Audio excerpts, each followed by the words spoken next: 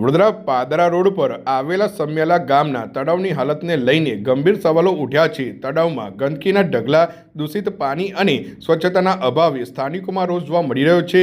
સમ્યાલા ગામના તળાવમાં ઠેર ઠેર કચરાના ઢગલા જોવા મળી રહ્યા છે, જેના કારણે તળાવની સ્વચ્છતા સામે ગંભીર સવાલો ઊભા થયા છે। એટલું જ નહીં, નજીક આવેલી એક કંપનીમાંથી દૂષિત પાણી તળાવમાં છોડવામાં આવતું હોવાના આક્ષેપો પણ કરવામાં આવ્યા છે। દૂષિત પાણી તળાવમાં જવાના કારણે તળાવનું પાણી પ્રદૂષિત થઈ રહ્યું હોવાનો આક્ષેપ છે। જો આ સ્થિતિ યથાવત રહેશે તો આસપાસના પર્યાવરણ અને સ્થાનિકોને પણ તેની અસર થવાની ભીતિ વ્યક્ત કરવામાં આવી રહી છે। આ સમગ્ર મામલે હકની વાત સંગઠનના વિકેશ્રી માળીએ સમ્યાલા ગ્રામ પંચાયતમાં રજૂઆત કરી હતી। તેમણે તળાવની તાત્કાલિક સફાઈ કરાવવા તેમજ તળાવને દૂષિત કરનાર કંપની સામે નિયમ મુજબ કાયદેસરની કાર્યવાહી કરવાની માંગ કરી છે। હવે જોવાનું એ રહેશે કે ગ્રામ પંચાયત અને સંબંધિત તંત્ર આ ગંભીર મુદ્દે ક્યારે કાર્યવાહી કરે છે અને તળાવને પ્રદૂષણથી બચાવવા માટે શું પગલાં લેવામાં આવે છે। સમ્યાલા તળાવની ગંદકી અને દૂષિત પાણીના મુદ્દે તંત્ર ક્યારે જાગશે એ જોવું રહ્યું। આજરોજ વડોદરા શહેર વડોદરા તાલુકાની અંદર આવેલ સમ્યાલા ગામ અને સમ્યાલા ગામની અંદર આવેલ જે આમોદ સ્ટેમ્પિંગ કંપની છે તેની દ્વારા બાજુમાં જે સમ્યાલા ગામનું તળાવ આવેલું છે તેમાં દૂષિત પાણી એ લોકો ઠલવી રહ્યા છે, સાથે સાથે કચરો પણ ઠલવી રહ્યા છે।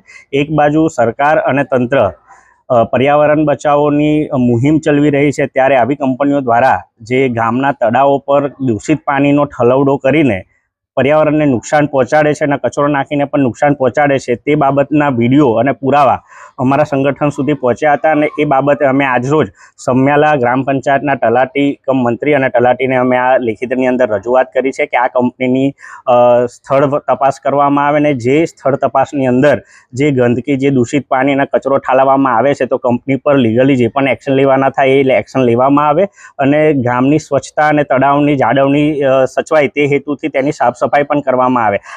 આવનાર જનાર જેટલા પણ રાહદારીઓ છે, અહીંના ગામના રહીશો છે, તેમને ખૂબ જ હાલાકી ભોગવવી પડે છે અને તળાવમાં દૂષિત પાણીના છોડવાના કારણે રાત્રિના સમયે પણ દુર્ગંધ પણ માણે છે, એવી પણ ઘણી સમસ્યાઓ અમારા સુધી પહોંચી છે। તેથી આજે હકની વાત ટીમ તરફથી અમે લેખિતની અંદર અહીંયા રજૂઆત કરી છે અને સાથે જ અહીંયા ગ્રામ પંચાયતની અંદર આવતા અમને એવો પણ અનુભવ થયો કે ગ્રામજનોએ જો કદાચ કોઈ કામગીરી કરવા માટે આવવું હોય તો આ કામગીરી દરમિયાન એ લોકોએ લાઇનમાં ઊભું રહેવું પડે છે।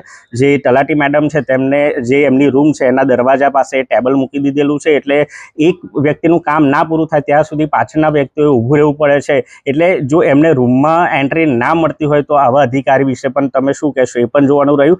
અને ખાસ અમારી માંગણી છે કે અધિકારી દ્વારા સ્થળ તપાસ કરીને કંપની વિરુદ્ધ કાયદેસરની કડકમાં કડક કાર્યવાહી થાય, જેથી કરીને આજુબાજુની કંપનીઓ પણ આવું કાર્ય કરતા અટકે એવી અમારી માંગણી છે। છેલ્લા ઘણા સમયથી તળાવ ગંદકીથી ખદબદી રહ્યું છે, કોઈ પણ જાતની સ્વચ્છતા નથી। સ્વચ્છતાના અભાવે ઝીરો છે અને તમે એ તળાવની આજુબાજુમાં જોશો ને તો કચરાના ઢગલે ઢગલા છે અને તળાવ એકદમ દૂષિત પાણીના લીધે આ જે કેમિકલ કંપનીઓ દ્વારા જે મતલબ કે જે કંપની દ્વારા કેમિકલયુક્ત પાણી કે દૂષિત પાણી છોડવામાં આવે છે એ તળાવના પાણી સાથે મિક્સ થાય છે, તેથી તેમાં દુર્ગંધ પણ મારવામાં આવે છે અને સ્થાનિકોને એની હાલાકીનો ભોગ બનવું પડે છે। એટલે અધિકારી જો યોગ્ય કડકમાં કડક કાર્યવાહી કરે ને તો આવી પરિસ્થિતિ ઉત્પન્ન ના થાય, પણ ખબર નહીં આવે અધિકારી આગળના સમયમાં લિખિતમાં જે 25 તારીખે રજૂઆત કરી છે એની રજૂઆતને ધ્યાનમાં રાખીને કેવી કાર્યવાહી કરે છે એ હવે આપણે જોઈએ છે।